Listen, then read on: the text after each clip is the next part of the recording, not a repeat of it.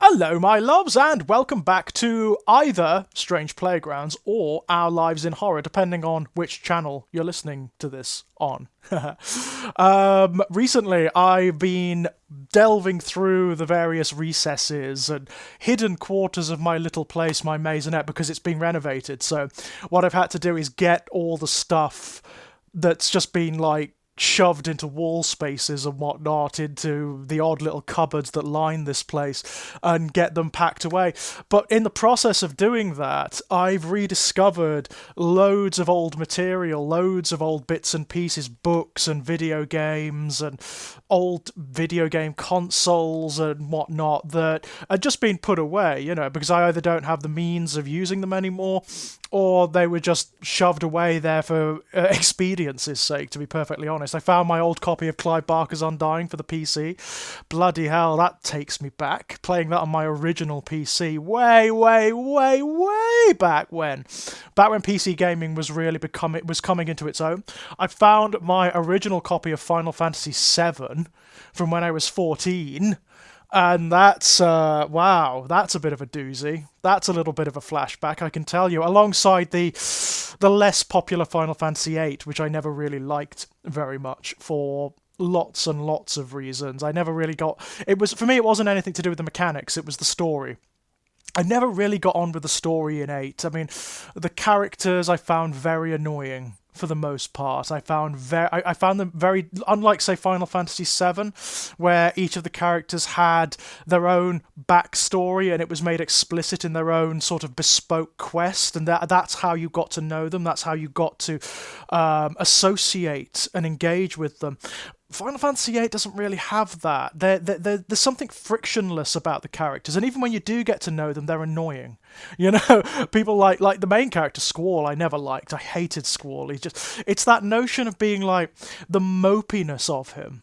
That from the get-go, Squall Leonhart is this incredibly handsome, athletic, capable hyper assassin in this privileged, hyper technical school for hyper assassins. He has not much to complain about, and yet he is this mopey, kind of diffident, inarticulate character who is really difficult to get on with. I really didn't like him. In comparison to, say, Cloud.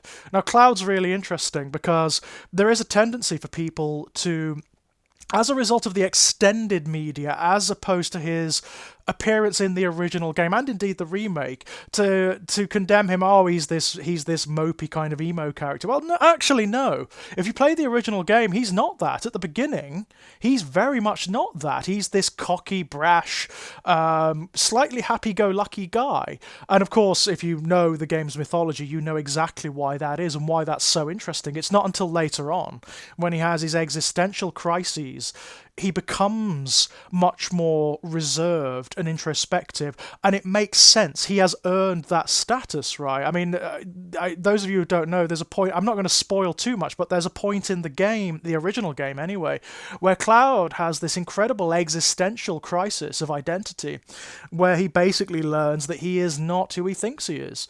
He's not even what he thinks he is. There's a lot of stuff bound up in Cloud that's really, really fascinating.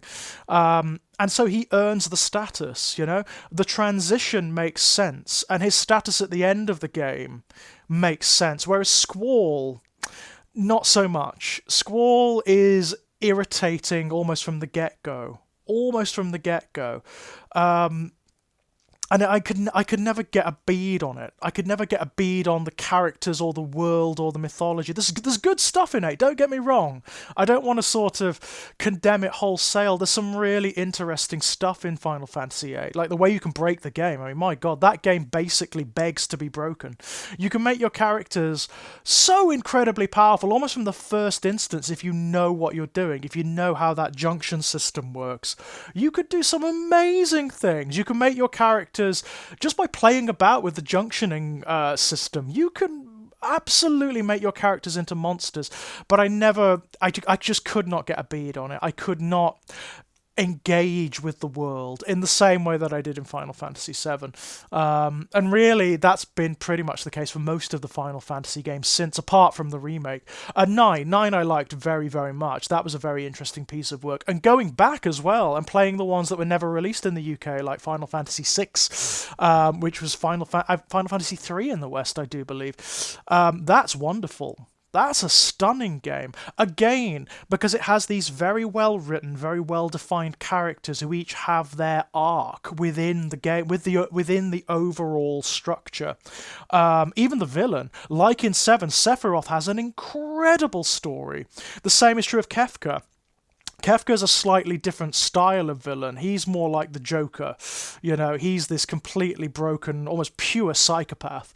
And that makes him interesting too. Because, of course, in Final Fantasy VI, you get that really shocking moment where he wins. He just wins. He becomes God. He effectively becomes God, the God of this world, and he destroys it. There's a turning point in Final Fantasy VI where the world changes dramatically, and it's where Kefka effectively becomes God and unmakes reality and patches it back together according to his own whims. And that's a really frightening thing, right? Reality as the portrait of the whims of a psychopath. That's what Final Fantasy VI gives you. And the final fight with Kefka, if you haven't seen it, is amazing. It's absolutely beautiful, as it is with Sephiroth in Final Fantasy VII. In 8, the villains are really ill-defined. They're really ill-defined. Initially you get Edea, who has some depth to her, but she's not really the villain. She's possessed by the real villain, who's this sorceress from the future called Ultimecia, and you get nothing of her. You really know nothing about her until you face her. You don't even know she exists until like right at the end. So she's kind of just like, oh, I'm a villain. I'm just evil. I'm the super evil from the end of the world. And that's it. That's really it. She's visually interesting. She's aesthetically interesting. The things she turns into at the end are really cool. But it just doesn't do it for me. I often find that these RPGs, certainly the JRPGs, they live or die by their villains. If the villain's good, then usually you'll get a decent story out of it. But that's really not the case in 8 for me. I know a lot of people love it, and I'm not coming down on them at all. If it engages you, it engages you, and that's it. But it really didn't for me. It really didn't. I mean, I remember being massively disappointed by it, actually, because after the incredible success of 7 and the way, I mean, I kid you not, that came to me at a time in my formative years when media like that changed the topography of my imagination. It was happening all the time at that point, discovering Clive Barker a few years earlier, discovering all these new writers and artists and comic books and whatnot. It was changing the nature of my imagination. And Final Fantasy VII did that, and in that regard, it's kind of a sacred artifact.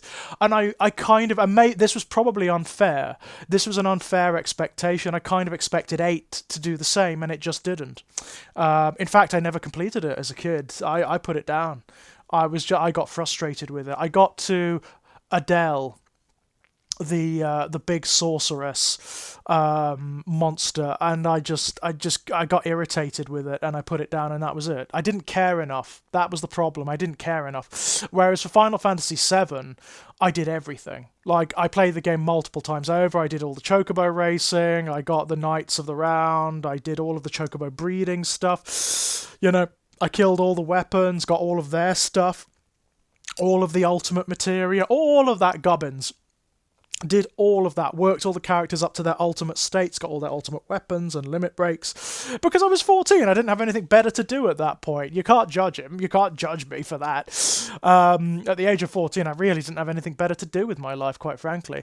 I was writing at that point, but it wasn't serious. I didn't really seriously sit down and start writing until a year later, until I was 15. Then I really started.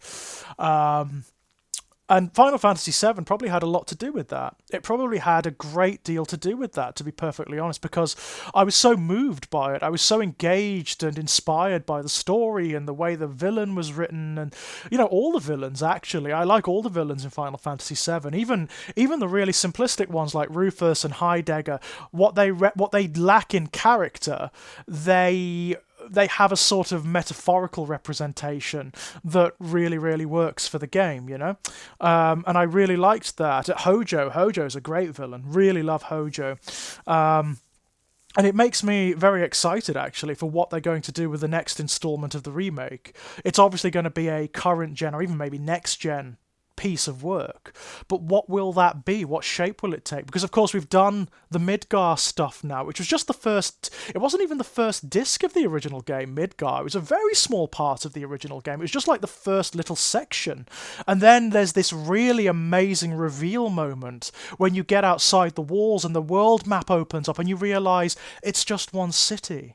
And this world is huge! I remember that experience so powerfully, getting out of Midgar for the first time, because that's a real climax at the end of Midgar. That first chapter is amazing. When the game opens up, when you realise what the stakes are, when Sephiroth establishes himself as the real villain, when you discover Jenova for the first time, and you leave Midgar behind, and you go into the wider world, and that map...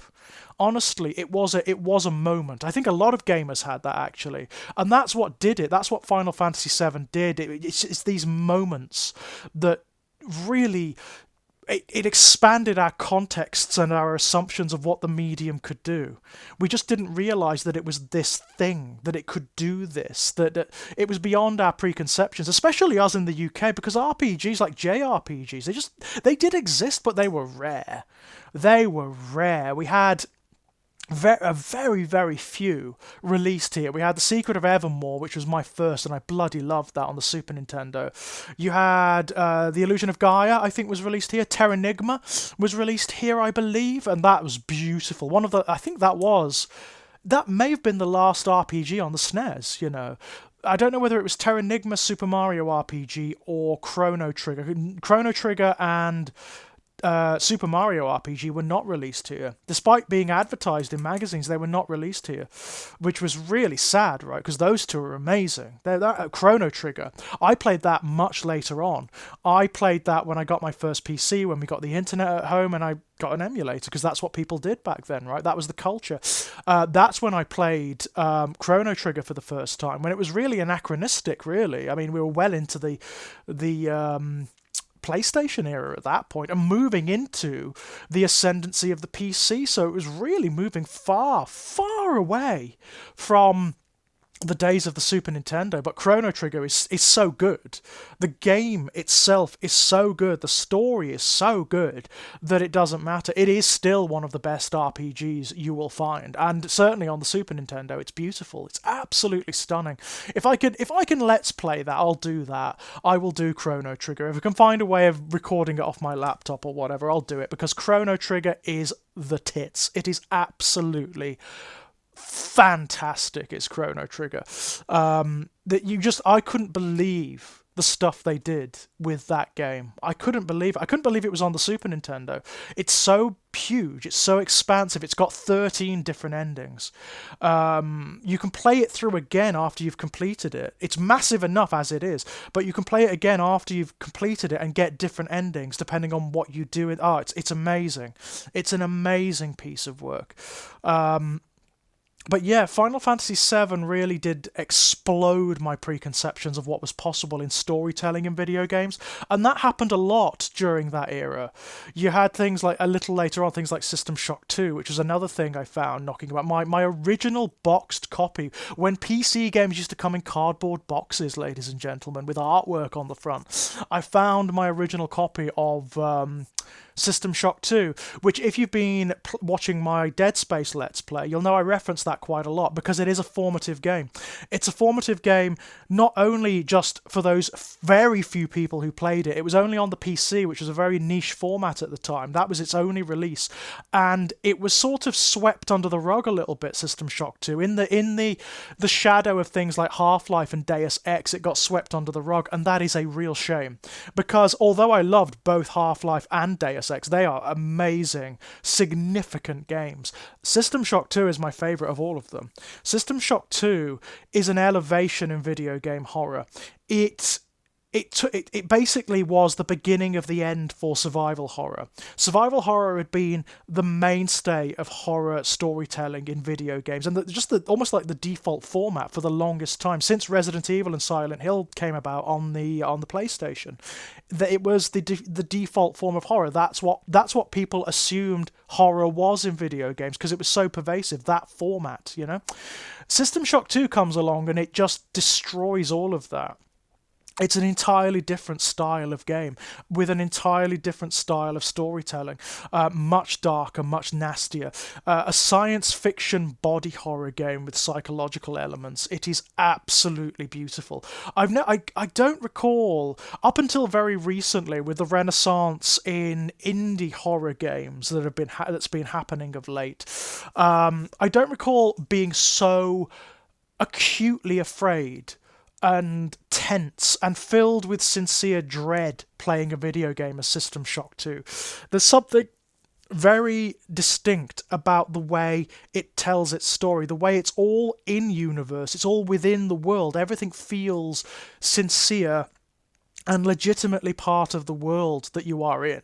This sort of science fiction horror setting, which is this vast spaceship, this like city-sized spaceship called the Von Braun.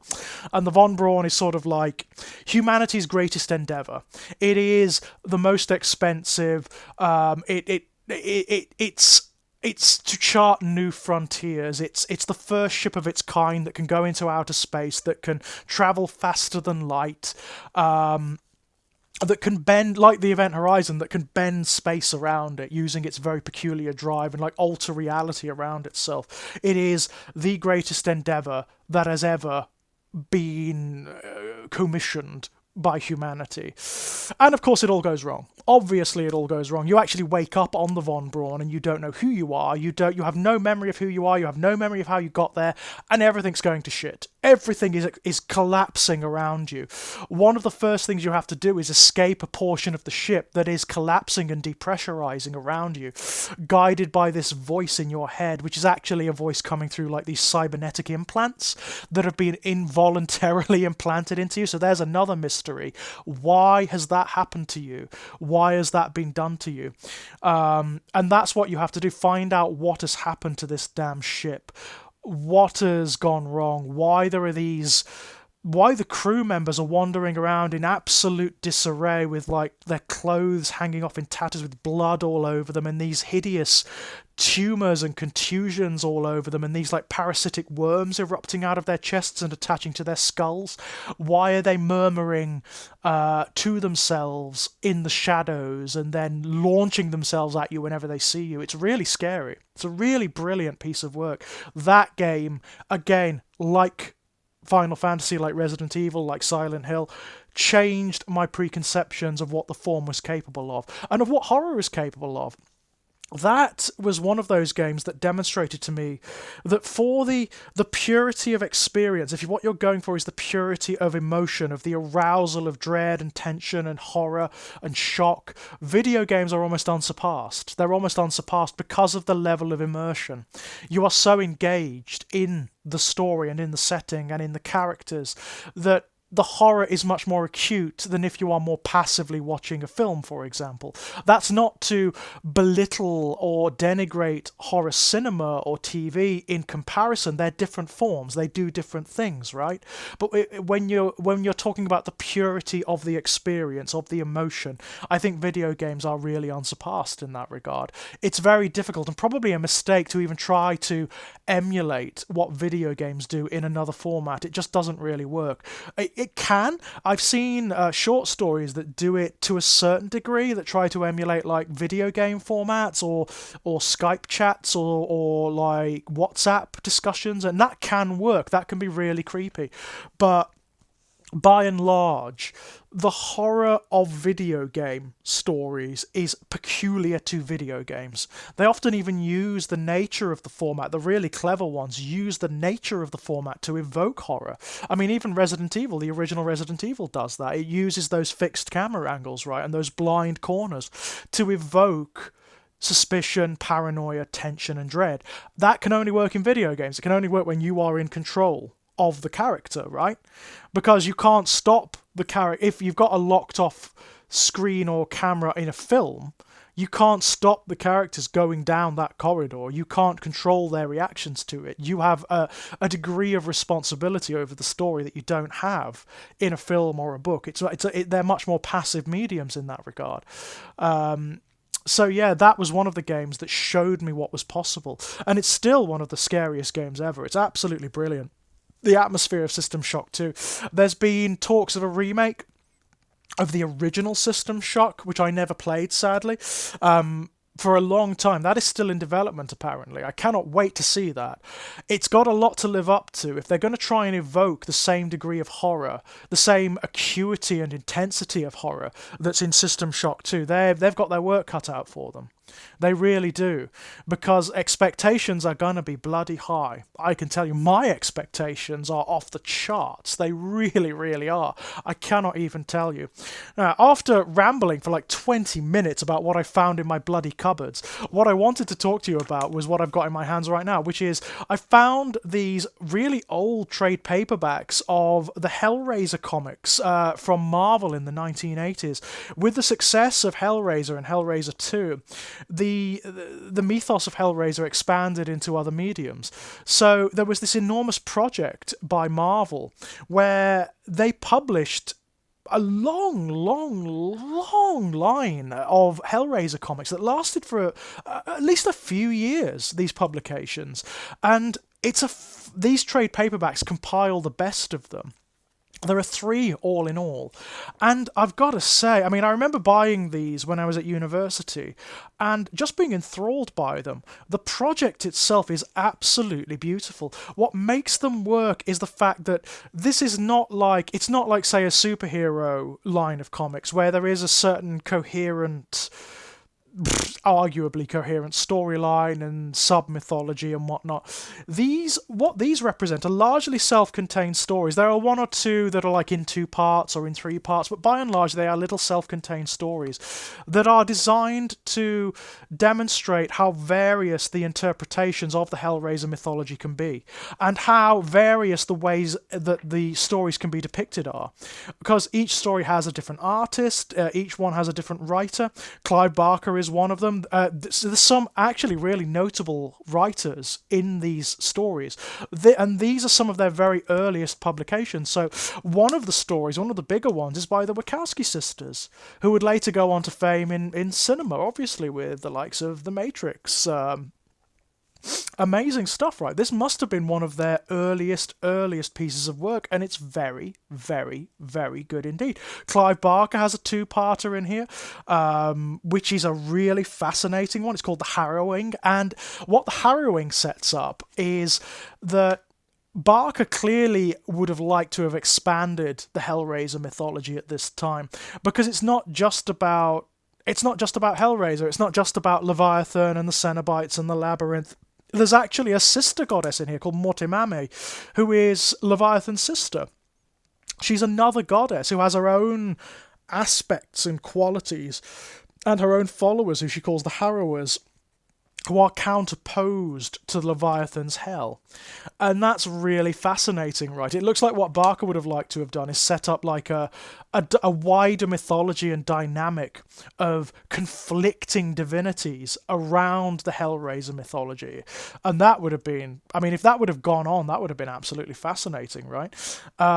There's a story in the first collection that I particularly love. It's by Neil Gaiman, and it's called Wordsworth. It's very short, very experimental. The artist is Dave McKean, of course, who has a particular connection to Neil Gaiman. And for me, for my particular interests in Hellraiser, for my preconceptions of what the mythology is, this is the one, this is the story. Dave McKean's artwork in this is so experimental, as it often is. It's very like the artwork in Arkham Asylum. You know, the Batman's comic, which, by the way, if you haven't read that, go and read it. It's amazing.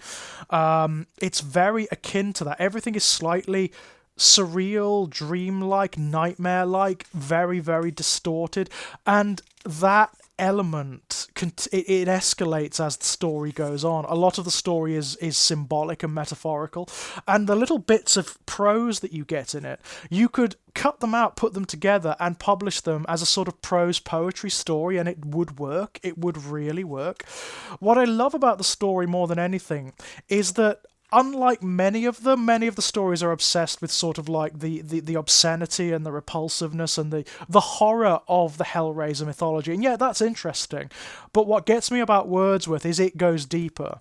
It explores why people would want to explore Leviathan's labyrinth. What is attractive about the mythology and the ideologies of the Cenobites? How someone could fall into becoming a Cenobite, in fact. That's what this explores, and it's really wonderful. It also establishes that the boxes are not the only ways in.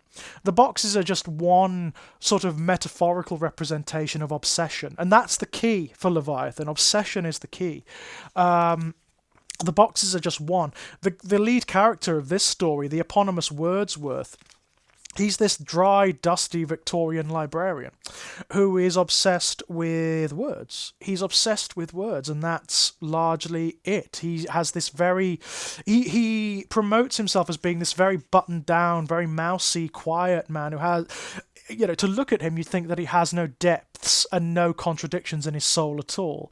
But he's given this word puzzle whilst on a train, and this word puzzle is really strange and mysterious. It's shaped, rather than like a crossword, it's shaped like a spiral, like a descending spiral, like a Gaia.